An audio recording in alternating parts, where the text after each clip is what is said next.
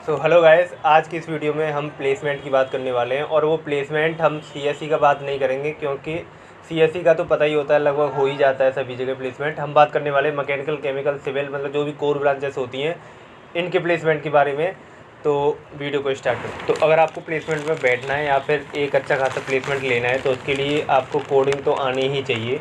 और अगर आपकी ब्रांच मतलब कोर ब्रांचेस हैं तो मिनिमम एक लैंग्वेज तो आपको सीखनी ही पड़ेगी। वैसे कमेंट आती हैं कि केमिकल का प्लेसमेंट कैसा है, सिविल का प्लेसमेंट कैसा है। तो देखो, अगर आपने कोई सी भी एक प्रोग्रामिंग लैंग्वेज सीख ली और उसमें एक अच्छी खासी पकड़ बना ली तो आपका प्लेसमेंट तो हो ही जाएगा। मतलब एक एक तरीके से आप ऐसा मान के चलें कि अगर आप गेट या कैट की तैयारी करोगे तो इनमें एक तरीके से 100% तो खैर किसी में नहीं होता, लेकिन इनमें उतनी ज़्यादा चांस नहीं है जितने कि अगर आप कोडिंग सीख के प्लेसमेंट में बैठोगे तो वहाँ से सेलेक्ट हो जाओगे, उसमें उतनी ज़्यादा चांस हैं। ठीक है, तो मेन बात तो यही है कि अगर आपने अगर कोडिंग सीख ली अच्छी खासी तरीके से तो आपका प्लेसमेंट तो हो जाएगा। अब आती है बात डिफरेंस की। तो डिफरेंस क्या पड़ता है?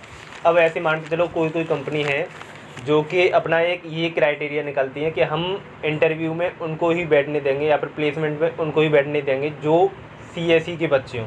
तो यहाँ पर अगर आपकी ब्रांच है, मतलब कोर ब्रांच हैं, केमिकल, सिविल, मैकेनिकल, इलेक्ट्रिकल, ये ब्रांच है, तो आप या उस वाली कंपनी में तो नहीं जा पाएंगे। लेकिन ऐसी सब कंपनी नहीं होती, काफ़ी मतलब ऐसी एक दो ही कंपनी होती है जो कि ये क्राइटेरिया देती हैं कि हमको किसी पर्टिकुलर ब्रांच का ही बच्चा चाहिए।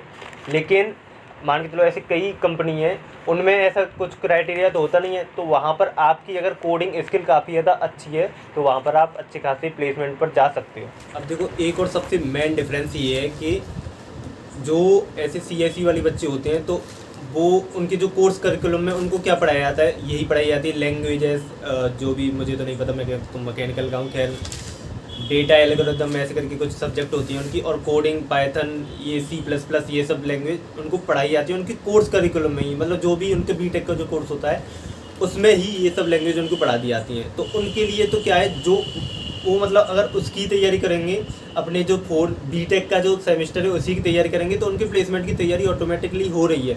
लेकिन मान के चलो अगर कोई मैकेनिकल का बंदा है तो उसके जो कोर्स में, बीटेक के कोर्स में सब्जेक्ट सोम, टोम, थर्मो, फ्लूइड, तो ये सब्जेक्ट तो उसे पढ़नी ही पड़ेंगी। और अगर उसको प्लेसमेंट में बैठना है तो इसके अलावा उसको कोडिंग की एक लैंग्वेज, मतलब एक जो भी लैंग्वेज वो तैयार कर रहा है तो इसके अलावा उसको वो भी पढ़नी पड़ेगी। तो यहाँ पर उसके लिए बस ये अंतर पड़ जाता है।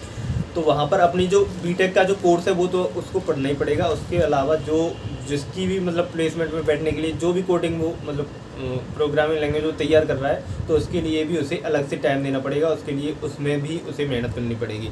अंतर सिर्फ ये इसमें ज़्यादा मतलब ये अंतर पड़ता है बेसिकली। तो अब देखो, एक सच्चाई सुनो।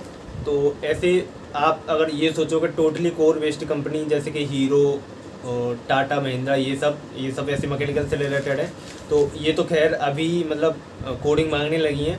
लेकिन ये कंपनी अगर आप ये सोचो कि टोटली कोर बेस्ड हैं और ये आएंगी आपके कॉलेज में, तो अब ये आना बिल्कुल बंद कर दिए हैं। ये अगर प्लेसमेंट उठाएंगी तो टॉप कॉलेज से उठाएंगी ना, IIT, NIT, ये बिल्कुल। अब जो AKTU ऐसे अपना ही कॉलेज है IIT, अपने कॉलेज में तो हीरो पता नहीं कब से नहीं आई भी है, तो उसमें कोडिंग उन्होंने मांगी है, और कोडिंग मांगी है तो उसमें CSE वाले ज़्यादातर प्लेस हो जाते हैं, मैकेनिकल वाले ऐसे मतलब नहीं हो पाता उनका।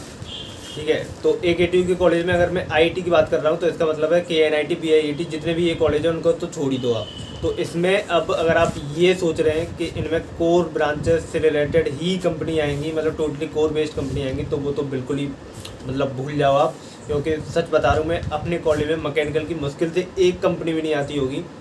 तो अब क्या, तो मैकेनिकल के पास दो ऑप्शन बचते हैं, या तो वो गेट कैट जो भी है इनकी मतलब तैयारी करे, या फिर कोई भी, मैंने आपको बताया शुरुआत में कि कोई भी एक प्रोग्रामिंग लैंग्वेज अपनी स्ट्रॉन्ग करके जो भी CSE की प्लेसमेंट वाली कंपनियां होती हैं उनके साथ बैठ जाए वो वहाँ पर। और वहाँ पर अगर आप उसमें स्किल है तो मैंने बता दिया आपको, अगर आपके अंदर स्किल है, आपको अच्छी खासी पकड़ है लैंग्वेज पर, तो आपका प्लेसमेंट तो हो ही जाएगा। तो इस वीडियो में इतना ही। तो वीडियो का मेन जो सार जो निकल के आया है वो ये है कि अगर आपको प्लेसमेंट में बैठना है तो आपको कोडिंग एक मतलब कोई भी प्रोग्रामिंग लैंग्वेज आप सीख लो, या फिर नहीं तो अपना जो गेट कैट जो भी कॉम्पिटिटिव एग्जाम है उनकी तैयारी करो। तो वीडियो कैसी भी लगी हो तो कमेंट में बता सकते हो, लाइक तो कर ही देना।